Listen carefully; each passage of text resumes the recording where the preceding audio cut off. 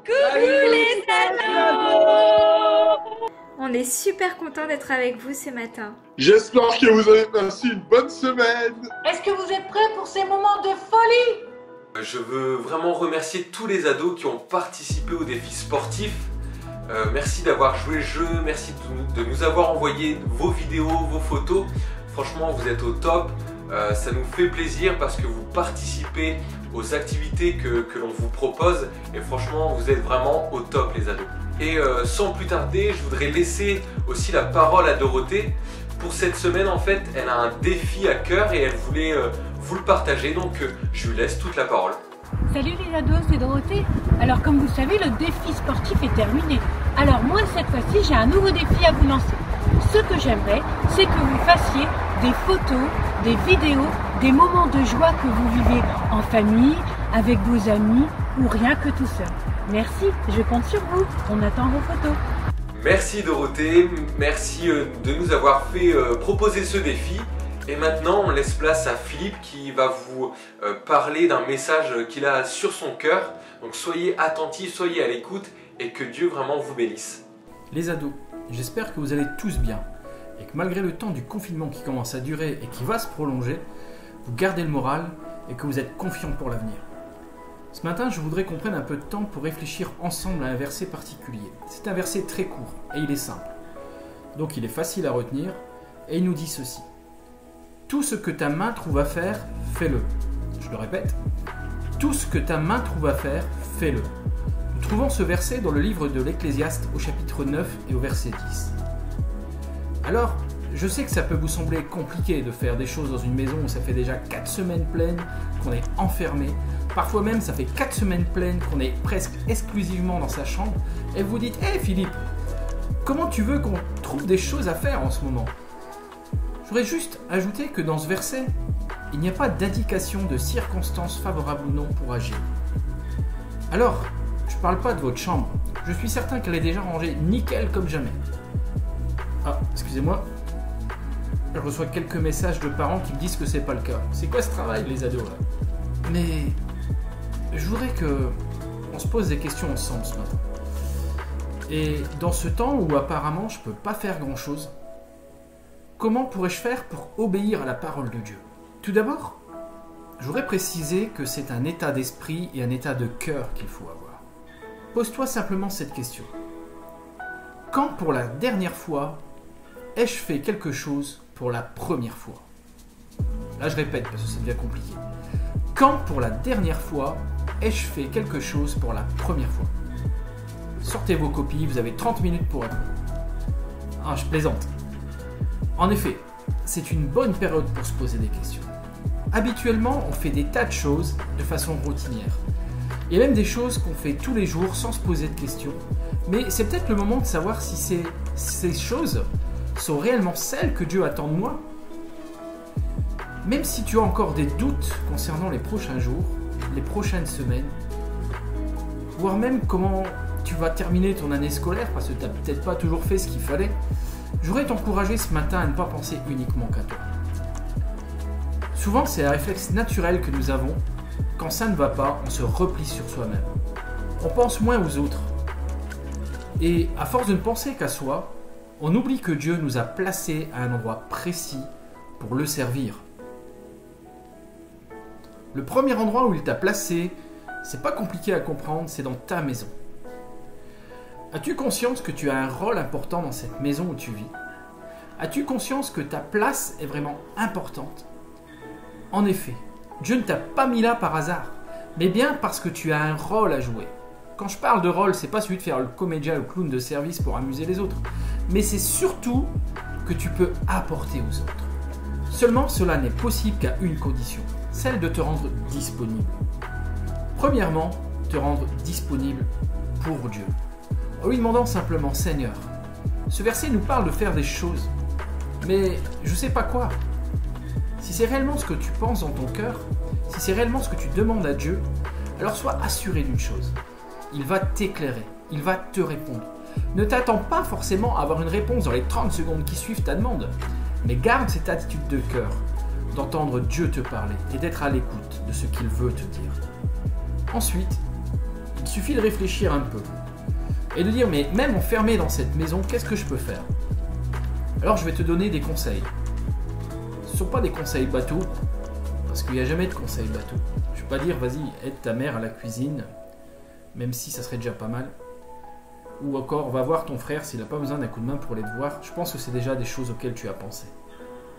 Mais je voudrais que tu puisses te dire ce matin que en faisant monter cette prière vers Dieu, il y a des circonstances particulières que tu traverses et où tu peux être un instrument puissant entre ses mains. Même moi, je ne sais pas trop de quoi sera fait l'avenir. Je voudrais pouvoir répondre aux interrogations. Mais l'important, avant toute chose, c'est d'obéir à la parole de Dieu. Et ce matin, tu peux dire à Dieu, Seigneur, ouvre-moi les yeux. Aide-moi à voir ce que je peux faire. Aide-moi à comprendre ce que tu attends de moi en ce moment. Je voudrais te poser cette question. Toute simple. As-tu déjà pensé à envoyer un message à tes monos pour voir comment ils allaient? Tu sais que tous les jours, ils pensent à toi. Tous les jours, ils prient pour toi. Tous les jours, ils se demandent comment on peut aider les ados, les accompagner dans ces temps particuliers.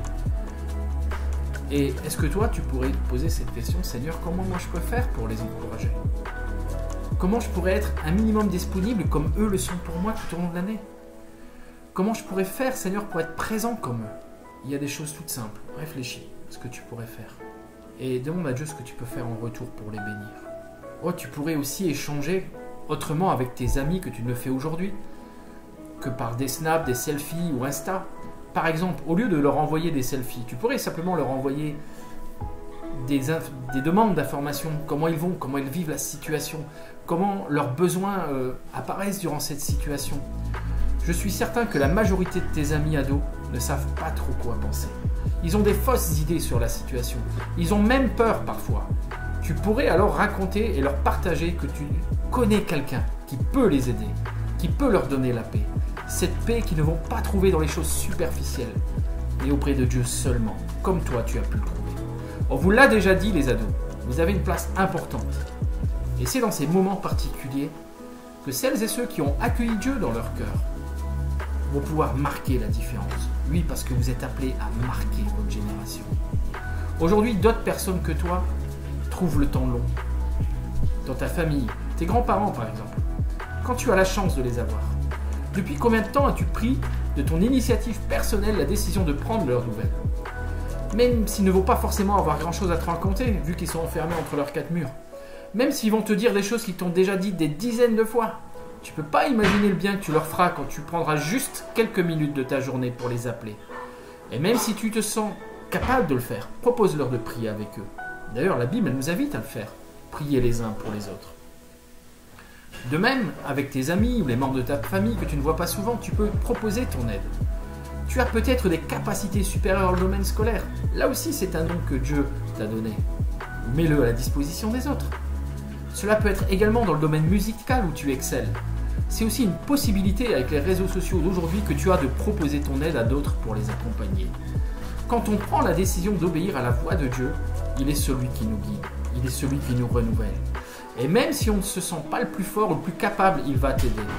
Ne crois pas que ton jeune âge soit un frein pour accompagner les autres et pour apporter aux autres. Mais au contraire, dans l'humilité, sois de ceux qui agissent, sans forcément le proclamer à qui veut l'entendre, mais tout en étant un serviteur ou une servante de Dieu. Quand nous sommes à l'œuvre, nos regards ne sont plus focalisés sur nous-mêmes. Quand nous sommes à l'œuvre pour Dieu, alors nous ne faisons qu'obéir à ses commandements. Ne tombe pas dans une certaine torpeur, mais relève ce défi. Tout ce que ta main trouve à faire, fais-le. Une chose est importante. Quand je ne fais rien, quand je suis oisif, je me mets dans une position difficile. Celle d'être tenté par le fait de naviguer sur des sites qui ne sont pas bons pour moi. Je peux être aussi embarqué dans des discussions avec des amis sur des sujets qui ne sont pas des sujets que Dieu agrée. Rester sans rien faire trop longtemps et avoir un sentiment d'inutilité n'est pas bon. C'est pourquoi je crois fortement qu'il faut impérativement chercher à comprendre ce que Dieu veut faire avec toi dans ces temps particuliers. Sois béni ce matin et je t'encourage encore une fois, tout ce que ta main trouve à faire, fais-le. Merci Philippe de nous avoir partagé le message que tu avais sur ton cœur. Et surtout les ados, restez attentifs à ce que vous venez d'entendre et mettez en pratique ce que Philippe vous a encouragé à faire. Et n'oubliez pas aussi que nous restons disponibles, nous restons à votre écoute. Donc si vous avez besoin de quoi que ce soit ou si vous avez des questions à nous faire parvenir, vous avez nos contacts. Donc n'hésitez pas à nous joindre par téléphone, par Messenger, par Instagram, comme vous voulez. On reste à votre écoute et on ne vous oublie pas. Ah, mais vous êtes là! Justement, je souhaite vous passer une annonce. La semaine prochaine, on va faire différemment. Parce qu'on n'a pas envie de faire toutes les semaines de la même manière. La semaine prochaine, on vous propose un fun. Nous vous proposons de nous retrouver dans notre cuisine et Romain vous confectionnera des cookies en direct. Donc soyez au rendez-vous à 11h30. Et pour réaliser cette recette en direct, je vous donne les ingrédients ici notés. Donc vous aurez besoin de 170 g de beurre, de 2 œufs, de 170 g de sucre, un sachet de sucre vanillé, 300 g de farine, 200 g de pépites de chocolat, 2 cuillères à café de sel et 2 cuillères à café de levure chimique. Donc soyez au rendez-vous dans votre cuisine avec nous. Voilà les ados, le culte est terminé. On est super content d'avoir passé ce moment avec vous aujourd'hui. Si vous avez aimé cette vidéo, n'hésitez pas à lâcher un pouce bleu. Et n'oubliez pas d'activer la cloche si vous voulez voir nos prochaines vidéos. Bisous! Et on vous souhaite à tous une bonne semaine. Allez, Ciao. salut! Salut. Merci de nous avoir partagé. Attends, j'ai mal avec les pouces qu'on voit pas de l'autre tête. N'oubliez pas d'activer la cloche pour vous abonner. C'est pas ça! C'est pas ça. T'as dit que tu savais, c'est pas ça! C'est pas ça. C'est pas ça! Et puis, je sais plus. C'est pas grave. On reprend à et puis. Et puis quoi aussi? Et aussi, n'oubliez pas que nous sommes disponibles si vous avez besoin de... Oh. C'est pas grave. Et n'oubliez... J'espère que vous avez passé une bonne semaine. Oui, parce que ça s'est pas fait au bon moment.